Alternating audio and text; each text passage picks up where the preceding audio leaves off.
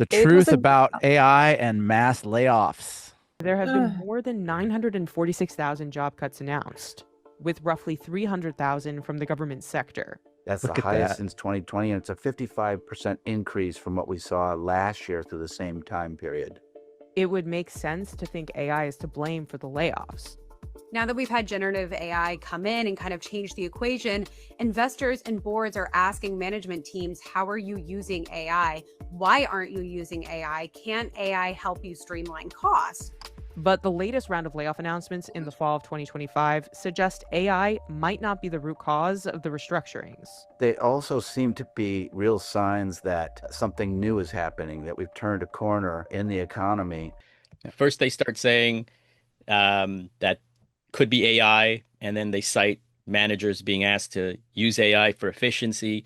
And then the final note is there's something, it might not be, there's something new. So what do you guys think? What's the something new? I'm in IT sphere and I'm the middle level project manager. And it seems like, oh my God, I'm in the risk. But no. First of all, it's still AI has some hallucinations, results, outputs. It's not consistent. Yeah, something can be automated. Some bots, chats, emails, quick responsibility, first line for service, like people writing something, and before jump to a human or an expert or something, you have the bot. But still, it's not like what we think is like work like a people. So soft skills, human soft skills, now it's still important.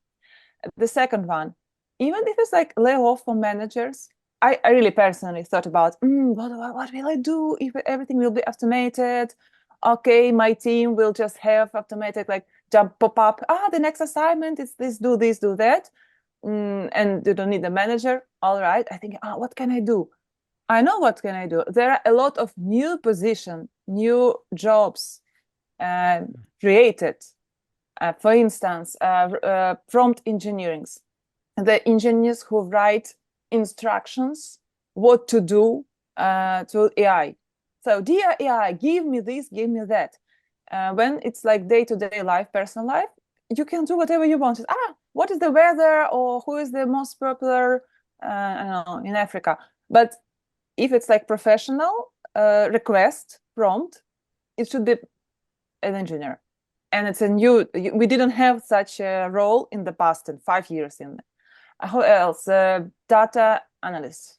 It's a high demand. It's like huge high demand. Even a junior data analyst is needed, because to have the massive data and a lot of them, you need to combine them in some dashboards and something like what you can read.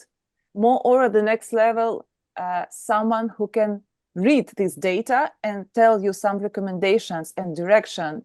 So a junior can combine data, information, make it like not Excel, but still, and someone who can read and make some piece of advice for you. So senior level and new jobs. So LLM, large language model, you also need to teach this model. It's a new role. And if you're a manager, what you can do, you can transfer your career to that direction, like be in this sphere, but do something else. But for current moment, I feel soft skills, emotional intelligence, this facilitation work, even virtual meetings, it still have to be managed by human. I hear that narrative everywhere. Oh, AI is going to take our jobs. AI is going to come. Oh, watch out. Pretty soon, AI is going to be doing everything from trading stocks to teaching. I mean, I have a friend that teaches English and he's worried about his job. Like, don't worry. Like, people are never going to want the robot teaching their primary school kids. Like, you're still solid. Like, if anything, I think the AI is going to augment the jobs. Yes, maybe some schools will try to cram more sardines into the classroom. You know what I mean? Like they'll use it to like increase the class size. Maybe like a lot of schools here, private schools have like a main teacher and then assistant teacher so that they can have 30 kids in the class so the student teacher ratio is 15 to 1. Maybe it's going to be like a main teacher and an AI, right? So maybe the student teacher Helper. ratio goes up, but Mhm. maybe the AI is smarter than the main teacher, right? So it's, Not yet, not yet. No, no, not no, yet, no, but not yet.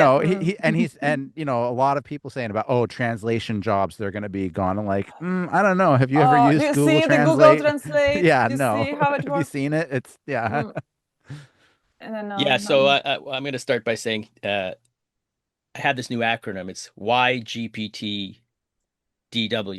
YGPTW. And you get paid to do what? Those jobs are going to be replaced. The bullshit jobs. The jobs that just, you think about it, how did that person get paid to do that job?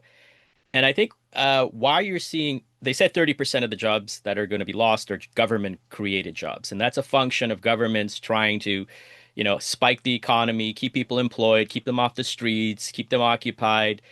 But I think there's always been a push in business for efficiency. So this is nothing new. This is No. just efficiency. And you're going to cut out the jobs that are not useful, that they don't translate in anything economically or anything of value to society.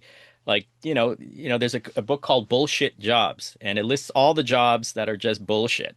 And It's a great Joe, book. yeah, Oh, okay. I think not. Don't tell David the Graeber. bullshit yeah, job. yeah, It's a Yeah, yeah. job still. The people did it, and it's gonna be bullshit. well, I think well, everything like this it's year like we can a automate it. telecommunication operator, the people that that's used right. to put the switches whenever you make a phone call, there's like someone there to plug one cable in. But that Like time it was it was a good. essential. Yeah, It's yeah, yeah. essential. And just How Well, you like it's in not. can our call age, it. like webmaster, someone that does web design and HTML, that was essential. Content Now that's like, manager when you just yeah, open the Well, the, admin the panel and argument, put some data. the argument Sorry. is not that it's essential. It's not essential anymore. And yeah, AI is going to drive efficiency. There's yeah. also AI washing, where they're attributing things to AI, but where I think one of the biggest things in North America was this whole work from home. And I always told people who had day jobs, desk jobs. My sister worked for the government, and she wanted to work from home, and she did a great job working from home. But I told her, you're building the case for you being replaceable. That's what you're doing. So every time you start to say, I want to work from home, you're building your case that you're replaceable. And guess what's happening? There's work back, come back to the office. You're getting replaced. Employers are saying, well, listen, if I didn't need that many people in my office, why don't I just cut 30%? I will attribute it, so I'll get a bump in my pay package. But if I want to get a double bump, I'll say I'm using AI to do it, which is nonsense. They're not, right? They're just using AI for an email. So they're getting a double bump. But the natural evolution of our economy is, if you don't have value and you don't prove it, our Western world doesn't work on that. You are going to be replaced. And that's what you're seeing right now. Work from home orders, efficiencies, bullshit jobs are being replaced because they're no longer, I shouldn't say bullshit. Elena's Mm. upset by the bullshit. Jobs that are just, no longer necessary. And that's why you're seeing this massive shift. It's not AI, it's just the next thing. That's how I see it. It's true. I can agree. And AI is just a tool, and some which help us to automate something. Like we didn't have the personal computer, smartphones in the past, and we have to hire people to calculate some massive data or something. But now we can do it by ourselves. Don't disturb. Just going to the internet and say, okay, take me create something. But still, a new jobs position appear. So we shouldn't think Yeah, that, oh my God, this is, yeah. and It will create new it's, opportunities. yeah.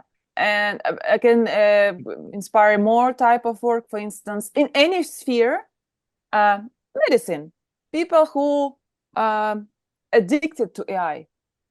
It's a new I don't know, branch in psychology, in therapist. Like seriously, a lot of cases, then people just think it's AI, it's a friend, and chat with a Siri and I mean, my Alexa. 6-year-old tells me about Siri, and I'm like, what? And it's a new branch for the medicine, and thinking about, oh my God, it's a new addiction. The second, law and regulations. It's a new chapter in law. In like, I should hire the lawyer and said, oh my God, AI, he just did this and that. Please protect me. Yeah, On the opposite side, so it's a new something which you can think about. So in any sphere, in songwriting, of course, in business, you have to have AI. The songwriting is crazy. There's one called Mhm. Music GPT. I tried it. It'll just make a track. I'm like, where was that 10 years ago? But Lyrics, musics, even yeah, music videos, everything. videos. Yeah. Yeah, yeah. My friends did it.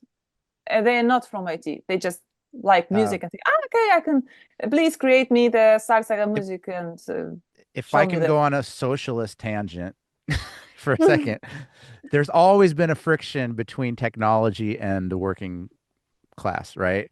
So like, and like, okay, I'm not arguing for this. This is the argument that like, Marxists and social democrats will make that, okay, anytime a technology emerges, what it does is it replaces a lot of those working class jobs and a lot of those people get out of a job. And what the argument is, well, the promise of technology is always it's going to make your life easier, it's going to make your life more efficient, it's going to make you're instead, in the 1950s they said, oh well, everyone's just going to be doing whatever they want and you don't Mm. have to work, robots will do everything. But in reality what happens is the employer class and the capitalists, which I'm a part of, right? So but like the people that control the machinery and the factories and the technology have a decision anytime that the technology creates an efficiency.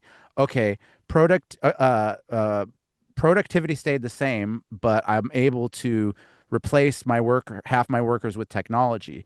You have a choice. You can either lay off half your workforce, which is pretty much the choice that always Mm. gets made, and you can take the surplus and keep it in the capitalist's hands, or you can keep everyone employed and cut their hours in half and pay them the same salary. Now, nobody's going to do that, right? Nobody's going to do that because the second you do that, the next company down the road is going to lay off their workers and they're going to have competitive advantage, and then the cycle is going to continue. So you have to do it to kind of keep up with the Joneses of the other company. But there's always been that tension between workers and technology, and go back hundreds of years. The workers are always fighting against the technology to get implemented, and the industrialists are always trying to implement technology because labor tends to be the highest input cost to do anything usually, right? So there. That's your socialist. Oh my God. Yeah, you say that, and I think in New York they just hired a Democratic socialist mayor who really hasn't Zo- had a job, and he Young wants generation. and he Yay. and he wants to have government-owned grocery stores, free transit, free medical, free. And I mean, I grew up in a household where my dad is a prof, but he's a super communist. He's a communist. He said so, and Yes. and Yikes. He and didn't then live in the real life, real communism, I think, no, many years. but you bring up a really good point, Elena. People who have that ideology never lived in it. They don't understand it, True. but it looks good on books, right? And Mm. it's fabulous that our dinner tables are not fun because I don't believe in that bullshit. I believe you got to go live life. You got to live it, right? You got to have the actual data of what Bullshit you're talking about. socialism. Yeah, bullshit socialism or armchair socialism, generals die in bed, all this bullshit, people always talking about war is great, this is fabulous, but they've never done it, right? They don't want to get their hands dirty. So we're going to have an experiment where we're going to find out if that ideology is going to work because New York City probably is the sixth largest economy in the United States, the city itself, the Yeah. amount of production. And now he wants everything for free. And I think it's really lovely to talk like that, but who's paying for all of this? You're going to give jobs, and then the jobs that you're giving, you have no income to pay those jobs. And then the simple solution is tax the rich. But the problem with the rich is they're not bound to anything. They live someplace else in Monaco and they're Mhm. not there, right? They So can move their assets. they Yeah. move their assets and their assets are already protected. They can move their asses and their assets.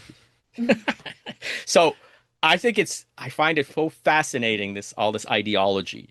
Show me. I'm good. If you can make it work. It's funny you're arguing for a Western perspective, but your country was itself part of the communist bloc. So I like you know. you I even know. was born. It still was. It's weak Yeah. there, but I still was Uh, born when the Soviet Union was still alive. Yeah, please leave a comment below, and we will be happy to discuss one of the comments. We can choose the 10 of the comments and discuss on the next video. So please go ahead, be active. We will really like your feedback, even if it's like something like criticism. We are ready.